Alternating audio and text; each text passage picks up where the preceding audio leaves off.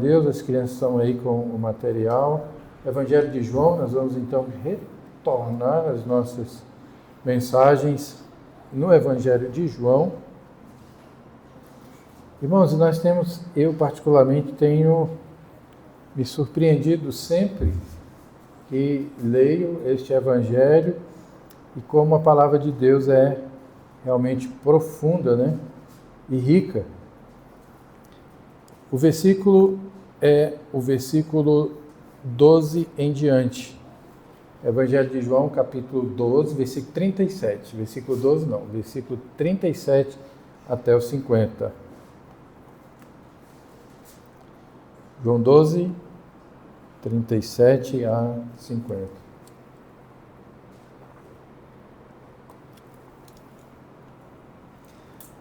O título aí, né, em negrito, está assim, a explicação da incredulidade dos judeus. Nós vamos ver que não é só da incredulidade dos judeus. O texto é muito mais do que isso. Diz assim a palavra de Deus: e embora tivesse feito tantos sinais na sua presença, não creram nele, para se cumprir a palavra do profeta Isaías, que diz: Senhor, quem creu em nossa pregação? E a quem foi revelado o braço do Senhor? Por isso, não podiam crer, porque Isaías disse ainda: cegou-lhes os olhos e endureceu-lhes o coração, para que não vejam com os olhos, nem entendam com o coração, e se convertam e sejam por mim curados.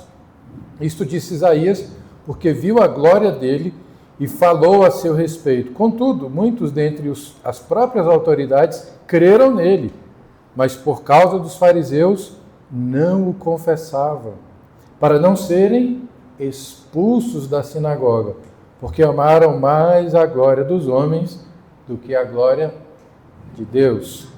E Jesus clamou, dizendo: quem crê em mim, crê não em mim, mas naquele que me enviou. E quem me vê a mim, vê aquele que me enviou. Eu vim como luz para o mundo, a fim de que todo aquele que crê em mim não permaneça nas trevas. E é esse versículo que está aí, na instrução para as crianças, né? Ele está em destaque aí, ó. É importante que as crianças percebam esse detalhe também. Se alguém ouvir as minhas palavras e não as guardar, eu não o julgo, porque eu não vim para julgar o mundo, e sim para salvá-lo. Quem me rejeita e não recebe as minhas palavras, tem quem o julgue, a própria palavra que tenho proferido. Essa julgará no último dia, porque eu não tenho falado por mim mesmo, mas o Pai que me enviou, esse me tem prescrito o que dizer e o que anunciar. E sei que o seu mandamento é a vida eterna. As coisas, pois, que eu falo, como o Pai me tem dito, assim falo. Até aqui a palavra de Deus. Senhor, para o nosso coração, o Senhor já tem, ó Deus, nos alegrado por meio dessas canções que estão amparadas pela Tua palavra, por meio das leituras dos textos que já foram feitos, ó Deus, as orações. Mas agora, diante da Tua palavra que será pregada, nós pedimos, alcance o nosso coração, traga edificação, transformação, ó Deus, para as nossas vidas e que o Teu nome seja glorificado. É o que nós pedimos no nome de Jesus. Amém. Meus irmãos, o sermão de hoje tem por objetivo, além de, é claro, glorificar a Deus e trazer a edificação para a sua vida, o objetivo de responder duas perguntas, que não são perguntas de crianças, embora as perguntas de crianças são profundas, mas perguntas que às vezes nós nos fazemos ao longo da vida e quando nós observamos o fato de que algumas pessoas recebem a pregação da palavra de Deus, experimentam milagres, veem milagres, mas não creem. E outros que professam fé em Jesus, mas que não assumem um compromisso real com Ele. Então, o tema do sermão é: por que alguns, mesmo vendo, não creem, e por que outros creem, mas não seguem? Perceberam? Então vamos lá, vou repetir para que os irmãos e as crianças também prestem bastante atenção. Por que alguns veem sinais, experimentam milagres e mesmo assim permanecem incrédulos? E por que outros professam fé em Jesus, dizem crer em Jesus, mas não se comprometem com Ele? O sermão vai responder essas duas perguntas. Pelo menos é o que eu espero que nós consigamos fazer aqui. Então, irmãos, ao longo das nossas exposições do Evangelho de João, nós procuramos mostrar que os sinais que foram realizados por Jesus mostram que Jesus é Deus, que Jesus é o Filho de Deus, enviado para salvar. E o texto aqui repete isso. Ele não veio para condenar, para julgar, ele veio para salvar. A condenação vem porque alguns realmente rejeitam e permanecem na sua incredulidade. Mas esses sinais revelam a grandeza de Jesus, revelam o senhorio de Jesus e mostra claramente que ele é o enviado de Deus. E o objetivo de João, ao relatar, ao descrever todo o seu evangelho, capítulo 20, verso 31, vai dizer que é para que creiam nele. O objetivo de João é revelar Jesus, mostrar que Jesus é o Filho de Deus, é Senhor, é Deus, como Deus. Por isso Jesus vai dizer, aquele que vê a mim, vê o Pai. Quem crê em mim, crê no Pai. Eu e o Pai somos um. Jesus é Deus, Jesus é Senhor. Mas por que alguns insistem em permanecer na incredulidade? Então, o Filho de Deus foi enviado para que as pessoas pudessem crer em Jesus Cristo, entregar a vida a Ele e depositar nele a sua fé. Contudo, nós já vimos em mensagens anteriores que mesmo diante dos milagres, alguns ainda permanecem incrédulos. Alguns ainda permanecem indiferentes à mensagem do Evangelho, indiferentes ao amor de Deus. Mesmo diante dos poderosos sinais que Jesus realizou, e sinais maravilhosos, irmãos, transformar a água em vinho, curar um paralítico que há 38 anos estava enfermo, curar o filho de uma pessoa importante à distância, um criado, andar por sobre as águas. Jesus fez tudo isso, multiplicar pães e peixes. E nós vimos que mesmo assim, algumas pessoas não depositaram em Jesus a sua fé. Então, até aqui nós vimos que, de um lado, corações quebrantados que foram alcançados pelo Senhor e que se renderam a Jesus. Alguns que, pelo fato de ouvirem a respeito da ressurreição de Lázaro, vieram e depositaram fé em Jesus. E do outro lado, alguns que, diante das evidências mais extraordinárias, permaneceram incrédulos. Irmãos, a fé não nasce por questões intelectuais, a fé não é gerada no coração porque as pessoas simplesmente veem a manifestação do poder e da graça de Deus. Não gera fé no coração essas coisas. E nós às vezes estranhamos, não é? Às vezes eu mesmo falava assim para mim, mas se eu tivesse visto tudo que Jesus fez, com certeza eu seria muito mais crente, será? Pessoas que viram Jesus fazer vários milagres e permaneceram incrédulas, se recusaram a render as suas vidas ao Messias prometido, o Filho de Deus. Então o texto de hoje vai nos mostrar através dessa porção que há um drama que envolve a alma humana.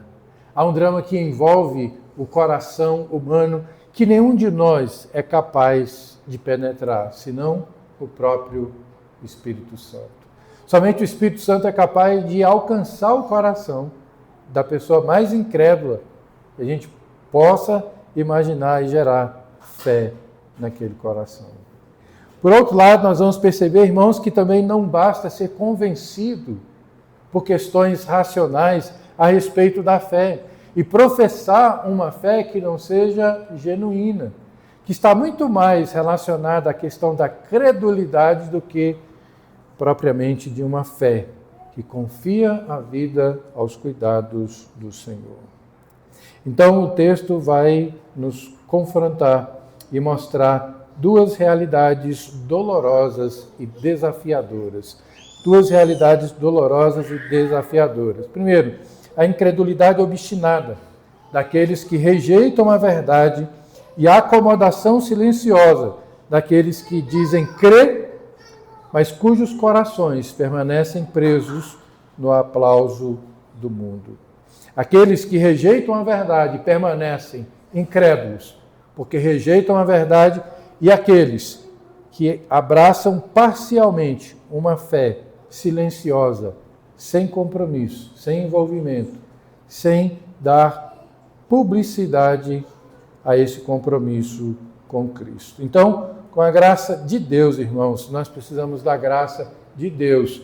Nós vamos aqui, pela graça de Deus e pelo poder iluminador do Espírito Santo, examinar essas duas grandes questões propostas no título do sermão. Por que alguns experimentam milagres e permanecem incrédulos?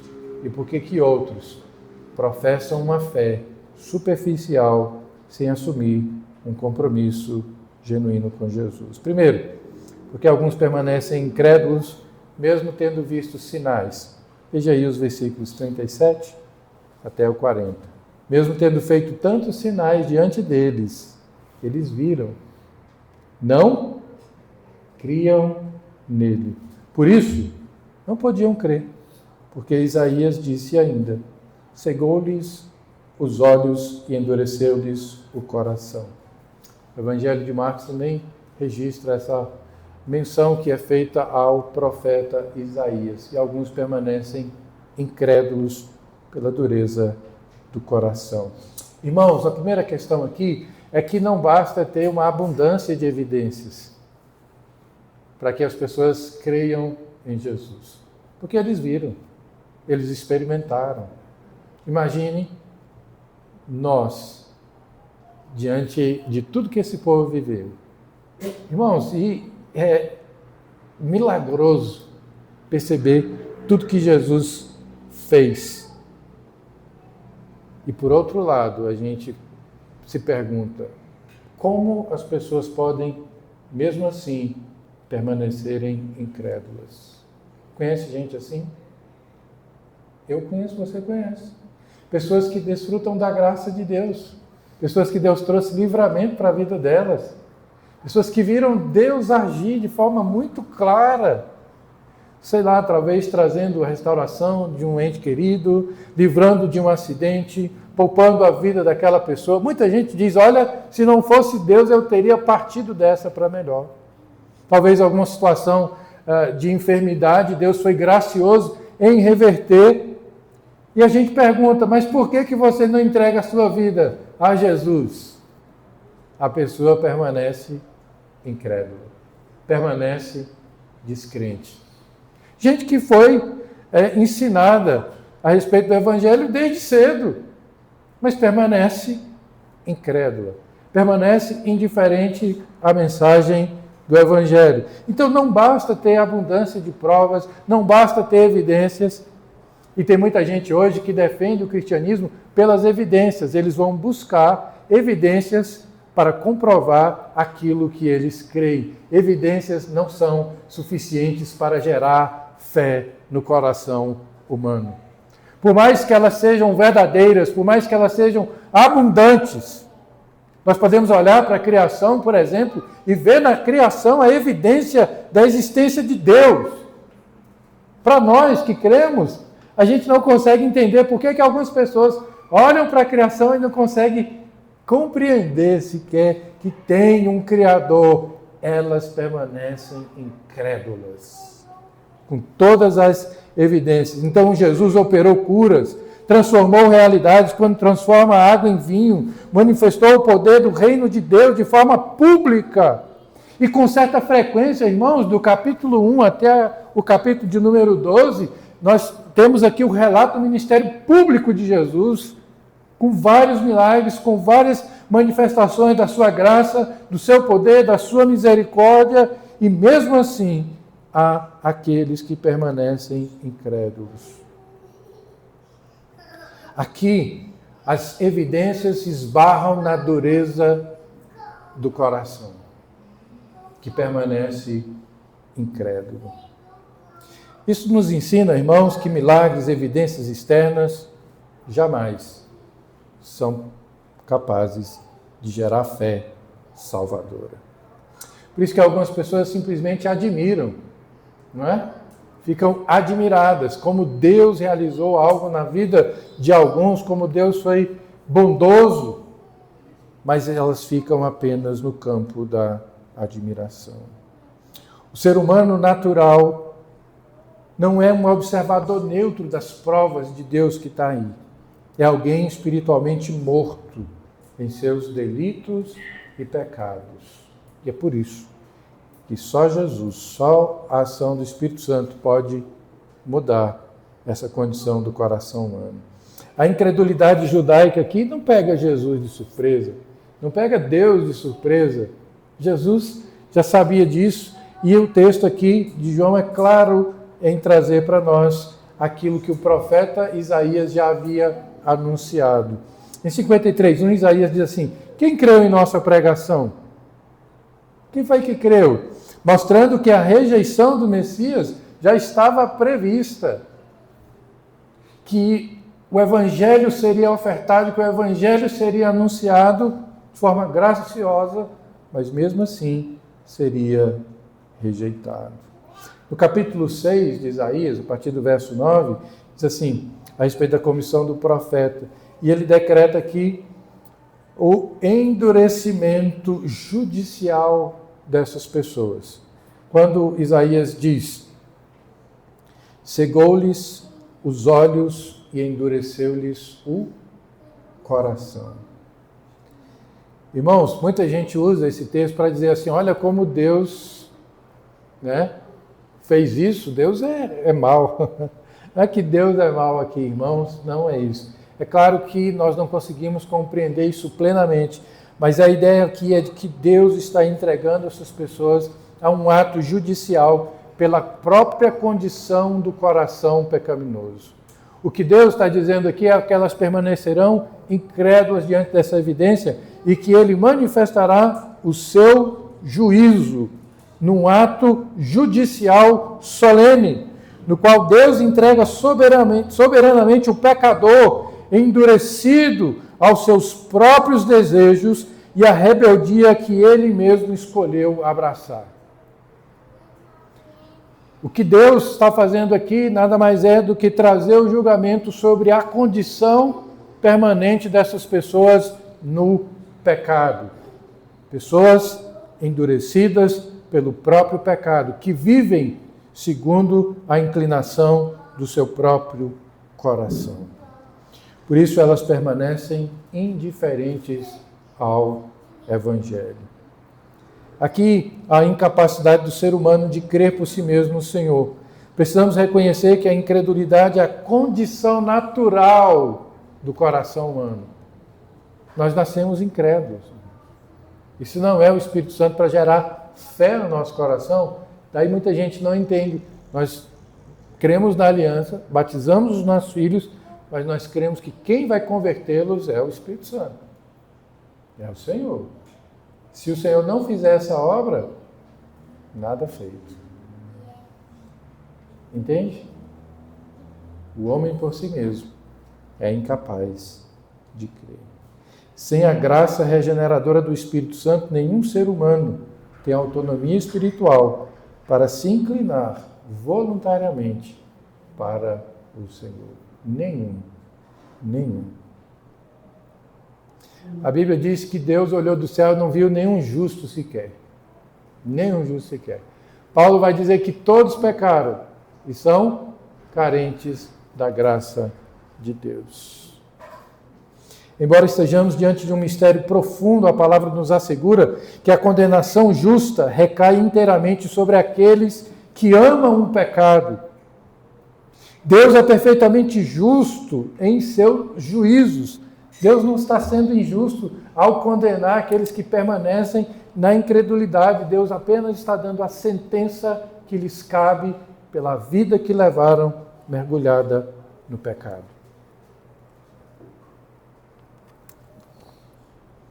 Mas é interessante perceber aí, irmãos, qual que é o veredito final sobre isso. Porque Jesus diz, eu não vim para condenar.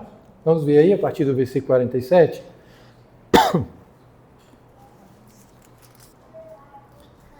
Se alguém ouvir as minhas palavras e não as guardar, eu não o julgo. Por quê?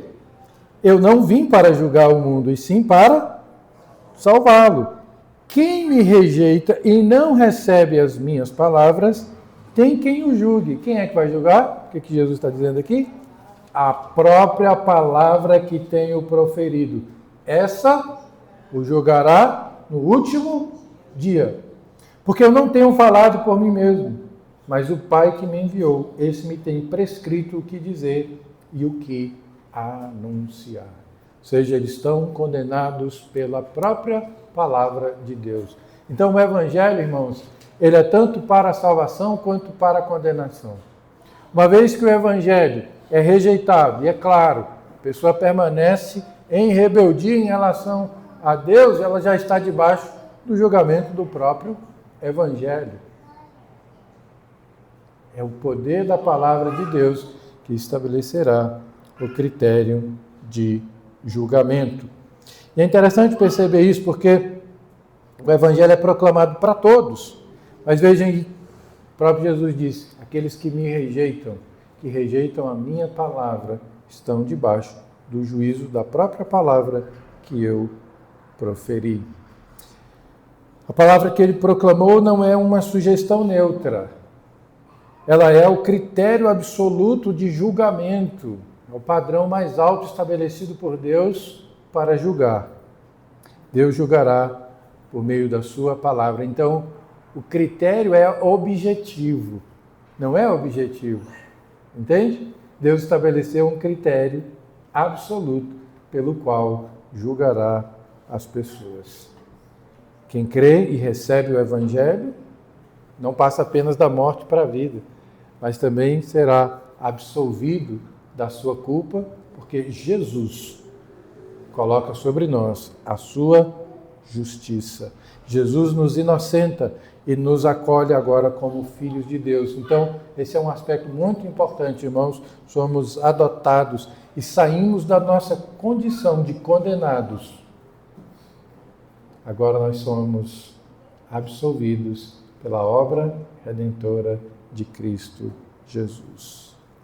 No último dia, ninguém será julgado por padrões arbitrários, mas pela resposta dada à revelação de Deus em Cristo.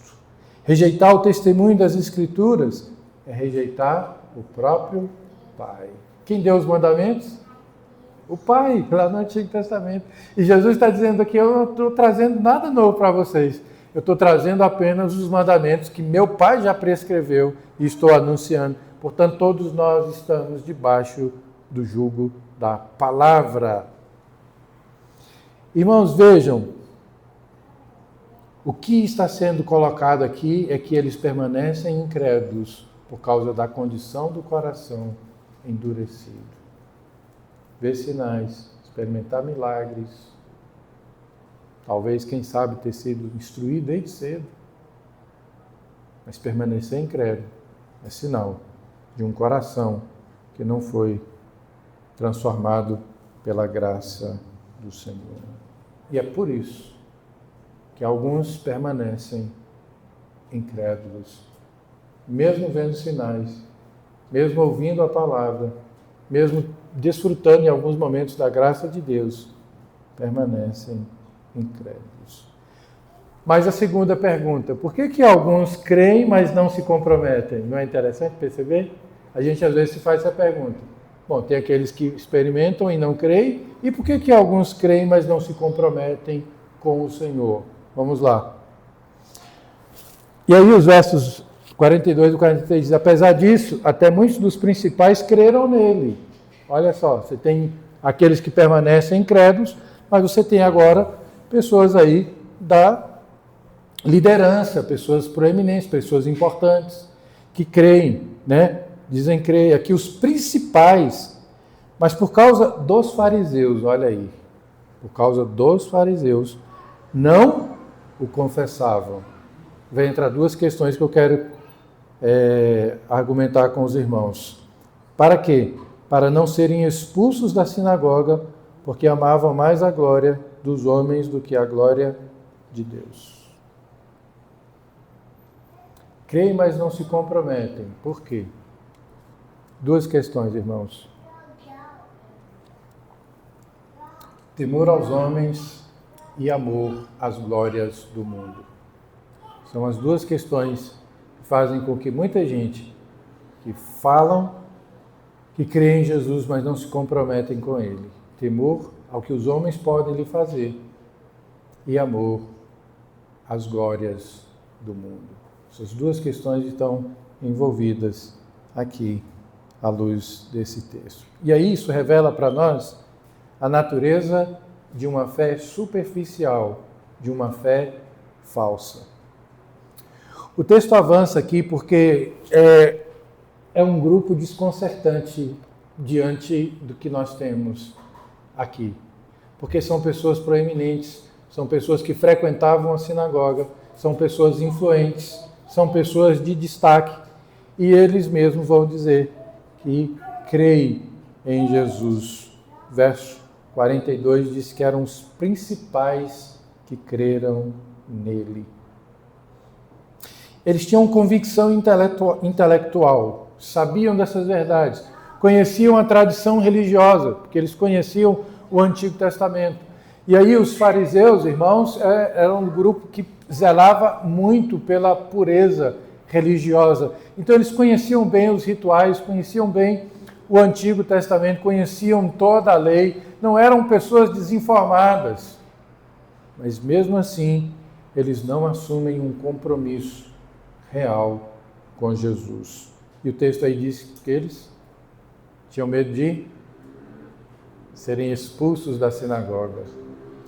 O que está envolvido aqui, irmãos, é perder prestígio.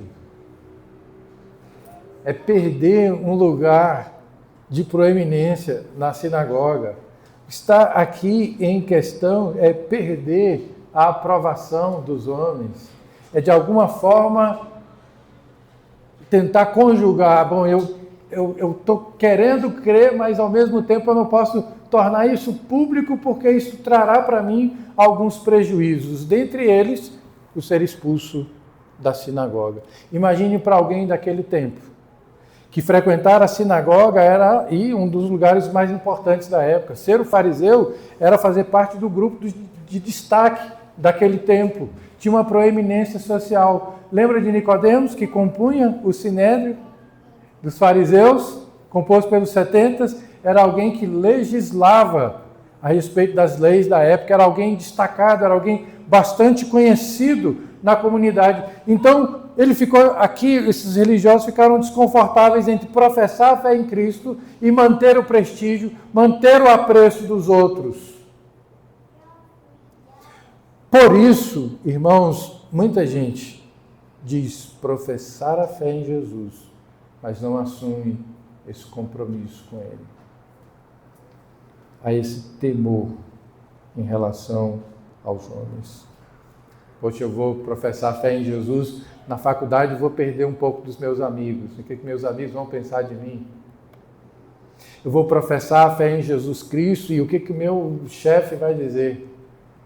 Eu vou professar a fé em Jesus Cristo e o que a minha família pode pensar de mim? Pessoas que têm famílias na tradição católica, por exemplo, lá no Tocantins tinha uma senhora, foi à nossa igreja algumas vezes e ela disse: pastor, eu creio em tudo que vocês pregam, mas se eu abraçar a fé, minha mãe vai ficar profundamente contrariada comigo. E a mãe era católica. E ela ficou nesse dilema entre abraçar a verdade do Evangelho e, de alguma forma, perder o apreço da mãe, da família. E na família dela tinha até padre. E aí? Muita gente não assume um compromisso com Cristo, porque assumir um compromisso com Cristo custa algumas coisas. O temor aos homens aqui, irmãos, é um grave e sério problema.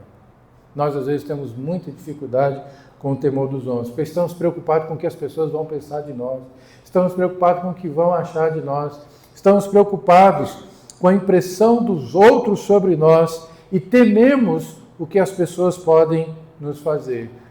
Lembra de Abraão? Quando sai da sua terra e tem que ir para o Egito, o que ele faz? Ele mente Com medo de que pudessem. Não vão achar Sara muito bonita. Se eu disser que ela é minha esposa, eles vão me matar para poder. Conjectura da cabeça dele. Temor dos homens. E aí tem um livro do Edward Dale que chama-se Quando Deus é Pequeno e os Homens São Grandes. E ele trata disso. O temor que nós temos aos homens. Irmãos, eu sofri com isso muito tempo. Eu ficava extremamente preocupado com o que as pessoas iam achar de mim, inclusive no púlpito. Quantas vezes eu subi no púlpito tremendo de medo, porque o que as pessoas vão achar da mensagem que eu estou pregando? Como é que será a minha performance? Temor dos homens. Muitas vezes queremos a aprovação, queremos o reconhecimento, queremos a boa convivência, queremos o prestígio, queremos o aplauso. Então, esses dois problemas básicos da fé superficial são tratados aqui. O versículo 43 escancara a raiz do problema espiritual desses indivíduos através dessas duas questões: amar a glória dos homens e o temor dos homens. Eu entro aqui agora na glória dos homens. O primeiro obstáculo é a idolatria dessa aprovação. Valorizamos muito, irmãos, os aplausos do mundo, o prestígio, a boa convivência, e isso sufoca a nossa fé. O respeito, o status social, os títulos e o reconhecimento da sociedade, isso é uma glória humana que muitas vezes sufoca a fé no coração. Por que você tem medo de perder? Por que você não professa a sua fé e não assume um compromisso com Jesus? Vai pesar o que na balança? Muita gente diz, poxa, se eu assumir um compromisso com Cristo, eu vou ter que deixar algumas práticas pecaminosas que eu tenho. Está claro isso. Mas as pessoas muitas vezes pesam essas coisas. Eu conheci um senhor que disse, poxa, eu quero ir para a igreja, mas primeiro eu tenho que curtir um pouco, depois eu entrego a minha vida a Cristo. Como se ser cristão nos exclui de desfrutar das coisas boas que Deus mesmo colocou na criação. Entende? O que te impede de assumir esse compromisso público com Jesus? O que você teme? Ou o que você ama tanto que te impede de comprometer-se com Jesus? O que há aqui, irmãos, é o perigo de um cristianismo oculto, de uma fé simplesmente privada.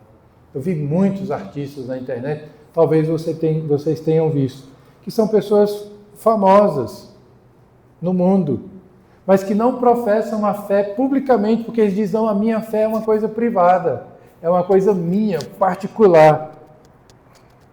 Está envolvida ali a questão da glória do mundo, né? Perder o prestígio do mundo, perder os louros do mundo, perder os recursos que o mundo dá e professar uma fé em Jesus. Para muitos desses se torna um prejuízo. Por isso, a fé se torna privada e não pública. Mas é vergonhoso, irmãos. O que é inconveniente aqui é não professar fé pública no Senhor Jesus Cristo, uma vez que nós somos alcançados por Ele.